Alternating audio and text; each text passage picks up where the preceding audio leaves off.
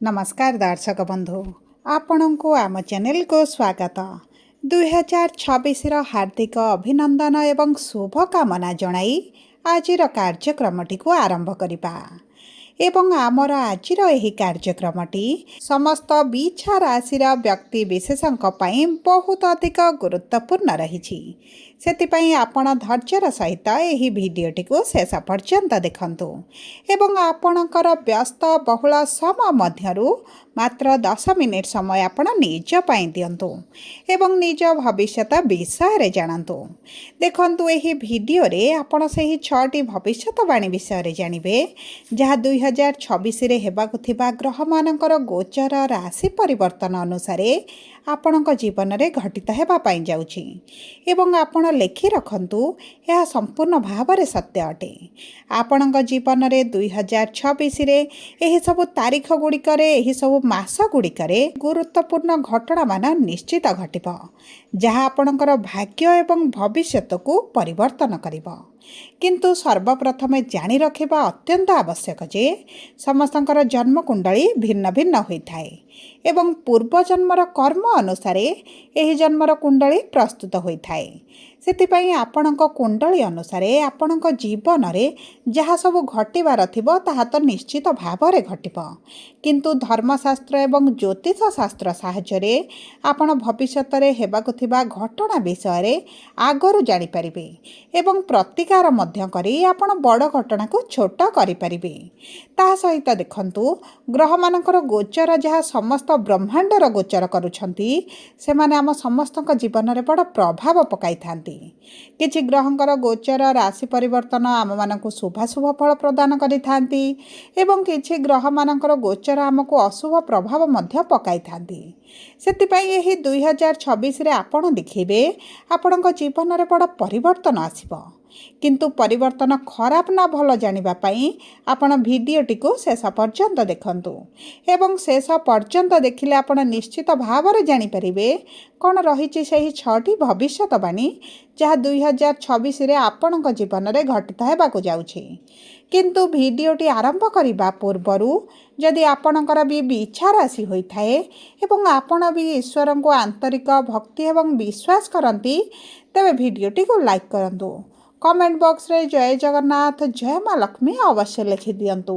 ता सहित आम सह जोगाजोग करिबा पई वीडियोर मध्य भाग रे एक व्हाट्सएप नंबर टिए दिया जाइछि जो नंबर साहाय्य रे आपण आम सह जोगाजोग करी निजर नूतन कुंडली प्रस्तुत करि परिबे कुंडली विश्लेषण कराई परिबे किंबा आपणकर चाकरी विवाह व्यवसाय प्रेम संपर्क शिक्षा स्वास्थ्य को नै किछि समस्या रहिछि ताहार सहज रे एवं स्वल्प मूल्य रे समाधान करि परिबे। सेतिपई आपण आम सह भिडियोर शेष पर्यंत जोड़ी होई रुहंतु एवं व्हाट्सएप नंबर माध्यम रे आम सह जोगाजोग करंतु। एबे आसंतु कार्यक्रमटी को आग को बढ़ाइबा एवं सही 6टी भविष्यतवाणी विषय रे जानिबा जहा 2026 रे निश्चित घटिबो किंतु आपण ध्यान देई बुझिबार अछि जे केउ क्षेत्र रे ही परिवर्तन गुडी घटिबो आपणकर शिक्षा रे ना कैरियर रे ना प्रेम संपर्क रे ना वैवाहिक जीवन रे ना आपणकर स्वास्थ्य रे सेतिपई आपण टिके ध्यान देई देखंतु एवं बुझंतु। एबे आसंतु सर्वप्रथमे जानिबा एही नूतन वर्ष प्रारंभ रु किभଳି रहिबाकु जाउछि ग्रह मानकर स्थिति। देखंतु आपणकर प्रथम गृह रे बुध द्वितीय गृह रे मंगल सूर्य शनि चतुर्थ गृह रे राहु पंचम गृह रे शनि अष्टम गृह रे देवगुरु बृहस्पति एवं दशम गृह रे केतु विराजमान करिसंती जहा फल रे सेही गृह गुड़िकरे सेमानकर प्रभाव अधिक रहिबा।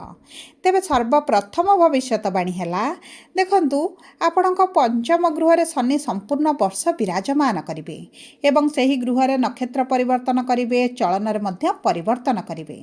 ता सहित आपणकर पंचम गृह रे स्वामी बा पंचमाधिपति गुरु आपणकर अष्टम गृह रे विराजमान करिसंती एवं जून मास 2 तारीख पर्यंत रहिबे। तेणु करी एही भविष्यतवाणीटी समस्त विद्यार्थी मानक पई बहुत अधिक गुरुत्वपूर्ण रहिछि।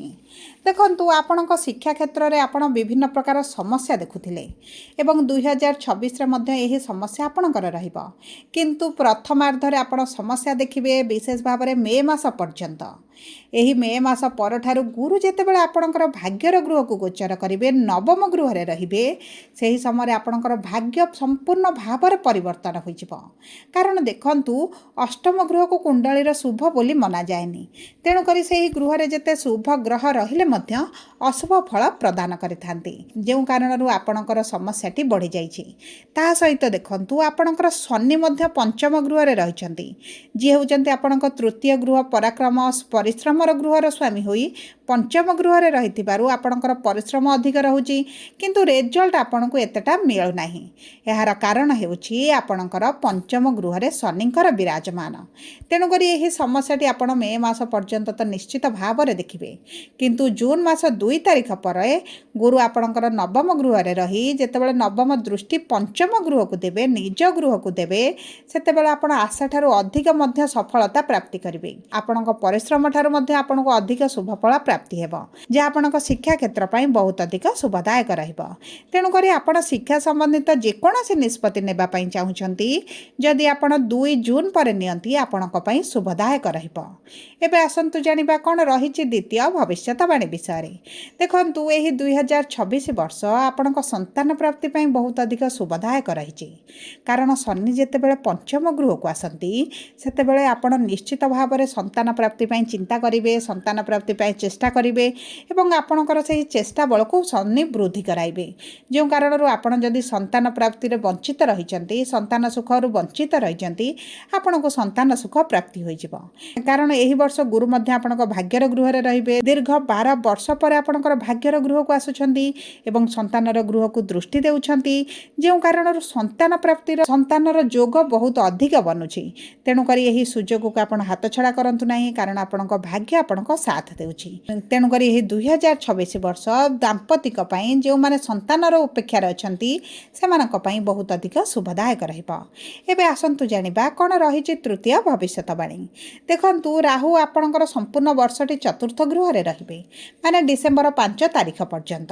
ତେଣୁକରି ସମ୍ପୂର୍ଣ୍ଣ ବର୍ଷଟି ରାହୁଙ୍କର ପ୍ରଭାବ ଆପଣଙ୍କ ଚତୁର୍ଥ ଗୃହରେ ରହିବ, କିନ୍ତୁ ଚତୁର୍ଥ ଗୃହରେ ରାହୁ ଏତେଟା ଶୁଭ ଫଳ ପ୍ରଦାନ କରନ୍ତି ନାହିଁ।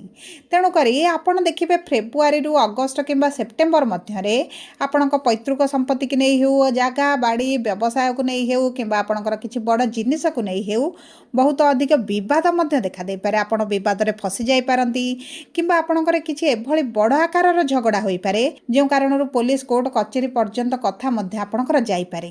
ସେଥିପ୍ରତି ଆପଣଙ୍କୁ କିଛି ମାତ୍ରାରେ ଦୃଷ୍ଟି ଦେବାକୁ ପଡ଼ିବ, ସାବଧାନ ରହିବାକୁ ପଡ଼ିବ, ସଚେତନ ରହିବାକୁ ପଡ଼ିବ, ବିଶେଷ ଭାବରେ ଫେବୃଆରୀରୁ ସେପ୍ଟେମ୍ବର ମଧ୍ୟରେ। ତା ସହିତ ଆପଣ ଦେଖିବେ, ଆପଣଙ୍କର ମାଆଙ୍କ ସ୍ୱାସ୍ଥ୍ୟରେ ମଧ୍ୟ କିଛିଟା ଅବନତି ଆପଣ ଦେଖିପାରନ୍ତି। ତାଙ୍କ ଜଏଣ୍ଟରେ ପେନ୍ ହୋଇପାରେ କିମ୍ବା କିଛି ଆଣ୍ଠୁ ଗଣ୍ଠି ଜନିତ ସମସ୍ୟା ଦେଖାଦେଇପାରେ କିମ୍ବା କିଛିଟା ସ୍ୱାସ୍ଥ୍ୟ ସମସ୍ୟା ଏଭଳି ଦେଖାଦେଇପାରେ, ଯେଉଁ କାରଣରୁ ଆପଣ ଟିକେ ଅଧିକ ଚିନ୍ତିତ ମଧ୍ୟ ରହିପାରନ୍ତି। ସେଥିପାଇଁ ଆପଣଙ୍କ ମାଆଙ୍କ ସ୍ୱାସ୍ଥ୍ୟକୁ ମଧ୍ୟ ଆପଣଙ୍କୁ ଟିକେ ଧ୍ୟାନ ଦେବାକୁ ପଡ଼ିବ। ଯେହେତୁ ରାହୁ ଆପଣଙ୍କର ଚତୁର୍ଥ ଗୃହରେ ରହିବେ, ଆପଣଙ୍କ ସୁଖ ସୁବିଧାରେ କିଛିଟା ହାନି ନିଶ୍ଚିତ ଭାବରେ ପହଞ୍ଚାଇବେ। ସେଥିପ୍ରତି ଆପଣଙ୍କୁ ଦୃଷ୍ଟି ଦେବାକୁ ପଡ଼ିବ। ଏବେ ଆସନ୍ତୁ ଜାଣିବା କ'ଣ ରହିଛି ଚତୁର୍ଥ ଭବିଷ୍ୟତବାଣୀ। ଦେଖନ୍ତୁ, ଶନିଙ୍କର ଦୃଷ୍ଟି ଆପଣଙ୍କର ସପ୍ତମ, ଏକାଦଶ ଏବଂ ଦ୍ୱିତୀୟ ଗୃହ ଉପରେ ରହୁଛି, ମାନେ ଆପଣଙ୍କର ବିବାହର ଯୋଗ ବନିବ। କାରଣ ଗୁରୁ ଯେହେତୁ ଆପଣଙ୍କର ପ୍ରଥମ ଗୃହକୁ ଦେଖିବେ, ଆପଣଙ୍କ ବିବାହ ପାଇଁ ପ୍ରବଳ ଯୋଗ ବନିବ। କିନ୍ତୁ ଶନିଙ୍କର ଯେହେତୁ ତୃତୀୟ ଦୃଷ୍ଟି ରହିବ, ଆପଣଙ୍କ ବିବାହରେ କିଛିଟା ବାଧା ବିଘ୍ନ ବିଳମ୍ବ ମଧ୍ୟ ଆପଣ ଦେଖିପାରନ୍ତି। ଦେଖନ୍ତୁ, ଜୁନ୍ ମାସରୁ ନଭେମ୍ବର ମଧ୍ୟରେ ବହୁତ ଅଧିକ ଯୋଗ ଆପଣଙ୍କର ବିବାହ ପାଇଁ ରହିବ, କାରଣ ଗୁରୁ ଭାଗ୍ୟର ଗୃହରେ ନଭେମ୍ବର ପର୍ଯ୍ୟନ୍ତ ରହିବେ। ତେଣୁକରି ଆପଣଙ୍କର ବିବାହ ଯଦି ଠିକ୍ ହୋଇପାରୁନଥିଲା, ବିବାହରେ ସମସ୍ୟା କିଛି ଆସୁଥିଲା, ମନପସନ୍ଦର ପ୍ରସ୍ତାବ ଆସୁନଥିଲା, ସେହିଭଳି ଯାହା ବି ସମସ୍ୟା ଆପଣଙ୍କର ଥିଲା, ତାହା ଆପଣଙ୍କର ଦୂର ହୋଇଯିବ। କିନ୍ତୁ ଆପଣଙ୍କର କିଛି ନା କିଛି କାରଣକୁ ନେଇ ବିବାହ କିଛି ଦିନ ପର୍ଯ୍ୟନ୍ତ ପେଣ୍ଡିଂ ରହିପାରେ, ଝୁଲିକି ରହିପାରେ, ଯେଉଁ କାରଣରୁ ଆପଣ ଟିକେ ଟେନସନ୍ ରହିପାରନ୍ତି, କିନ୍ତୁ ଆପଣଙ୍କର ବିବାହ ନିଶ୍ଚିତ ଭାବରେ ହୋଇଯିବ। ତା ସହିତ ଯଦି ଆମେ ଦେଖିବା ବୈବାହିକ ସମ୍ପର୍କକୁ, ତେବେ ଆପଣଙ୍କ ଦାମ୍ପତ୍ୟ ଜୀବନର ସମସ୍ୟା କିଛି ନା କିଛି ଆସିପାରେ। ଆପଣ ଆପଣଙ୍କ ବାଣୀକୁ ବହୁତ ଅଧିକ କଣ୍ଟ୍ରୋଲ କରିବାକୁ ପଡ଼ିବ, କାରଣ ଆପଣଙ୍କର ଦାମ୍ପତ୍ୟ ଜୀବନ ଉପରେ ଶନିଙ୍କର ତୃତୀୟ ଦୃଷ୍ଟି ରହିବ। ତେଣୁକରି କିଛି ନା କିଛି ତ ଅର୍ଚନ ଆପଣଙ୍କ ବୈବାହିକ ସମ୍ପର୍କରେ ଆପଣ ଦେଖିପାରନ୍ତି। ସେଥିପାଇଁ ନିଜର ବାଣୀକୁ କଣ୍ଟ୍ରୋଲ କରନ୍ତୁ ଏବଂ ଚେଷ୍ଟା କରନ୍ତୁ ଯେତେ ଅଧିକ ଚୁପ୍ ରହିବା ପାଇଁ। ଏହା ଆପଣଙ୍କ ସମ୍ପର୍କ ପାଇଁ ବହୁତ ଅଧିକ ଶୁଭ ରହିବ। ଏବେ ଆସନ୍ତୁ ଜାଣିବା କ'ଣ ରହିଛି ପଞ୍ଚମ ଭବିଷ୍ୟତବାଣୀ ବିଷୟରେ। ଦେଖନ୍ତୁ, ଏହି ବର୍ଷ ହେଉଛି ସୂର୍ଯ୍ୟଙ୍କର ବର୍ଷ ଏବଂ ସୂର୍ଯ୍ୟ ହେଉଛନ୍ତି ଆପଣଙ୍କ ଦଶମ ଗୃହର ସ୍ୱାମୀ, ମାନେ ଆପଣଙ୍କ କର୍ମକ୍ଷେତ୍ରର ସ୍ୱାମୀ। ତେଣୁକରି ଏହି ବର୍ଷ କର୍ମକ୍ଷେତ୍ର ପାଇଁ ବହୁତ अधिक शुभदायक रही। ता सहित 12 वर्ष पर गुरु जेहेतु भाग्यर गृह रे आपण भाग्य आपण साथ देव माने आपण आकाश छुआ सफलता प्राप्ति हेब। ए वर्ष मान सम्मान बढ़ विशेष भाव में जून मास पर जून 2 तारिख पर आपन को किसी ना कि बड़ सक्सेस मिल जाव कि अवार्ड मिल पारे आप किसी अचिवमेंट करपारती कि किसी कर्मक्षेत्र को नहीं जदि आपंकर स्वप्न रही कि ड्रीम रही पूरण हो पारे। कहवाक गले आप सूर्य पर यही वर्ष कर्मक्षेत्र में चमकवा आरंभ करेंगे। नूतन भाव में जदि किसी कार्य आप आरंभ करने चाहते यही वर्षटी आपण अति उत्तम आपण भविष्य बहुत अधिक उत्तम देखु यही वर्ष आपण क्यारियर किसी एभली मार्ग आपन को मिल जाव कि रास्ता मिल जाव जो रास्तार आप सफलतार सह आग को बढ़िया आरंभ करेंगे और ता सहित आपन को पछक फेरी छाइबार के आवश्यकता पड़ना ना। तेणुक कर्मक्षेत्र में आप उद्योग को रखु आपण चेष्टा को रखु कर्मक्षेत्र में आप चमकवा आरंभ करेंगे। एवं आसतु जाना कौन रही षष्ठ भविष्यवाणी विषय में देखु उच्च शिक्षापी 2026 बहुत अधिक उत्तम कारण आपणकर जदि पूर्वर उच्च शिक्षा कर किसी योजना रही कि ड्रीम रही कि उच्च अभिलाष रही तेज आपणकर पूरण कर समय आसी। समय जदि आप घर ठार दूर रही कि विदेश जावाई चाहूले शिक्षा संबंधित तेज आपन को बहुत अधिक सफलता प्राप्ति हो सहित आपड़ जदि शिक्षा संबंधित किसी बड़ निष्पत्ति नापी चाहते यह आपण शुभदायक विशेष भाव में जदि आप सरकारी चाकरी प्रिपेयर होती सरकारी चाकरी परीक्षा देउछंती इंटरव्यू एंट्रांस देउछंती कि सरकार रिलेटेड किसी कार्य करुँच को बहुत अधिक सफलता प्राप्ति हेब। किंतु आपण गलार आपण दांतरे पार्टी इन्फेक्शन एलर्जी चर्म समस्या देखा दे पारे से आपण को टिके सचेतन रहा पड़ो। सबुपर अशुभत्व को दूर कर शुभाशुभ फल वृद्धि आपण प्रतिदिन हनुमान चालीसा पाठ करूँ कारण हनुमान होती आपणकर राशि स्वामी ता सहित मंगलंकर बीज मंत्र 108 थर पाठ करूँ। सूर्य को प्रातः समय जल अर्पण करूँ आपण को बहुत अधिक शुभ फल प्राप्ति हेब। जदि आपणकर बिछा राशि होता है वीडियोटी किभली लगला कमेंट बॉक्स रे लिखि जणातु। जदि आपणकर प्रियजनकर बिछा राशि होता है वीडियोटी तांको सह शेयर करंतु। जदि प्रथम थर आम चैनल को आसी चैनल टी को सब्सक्राइब करंतु।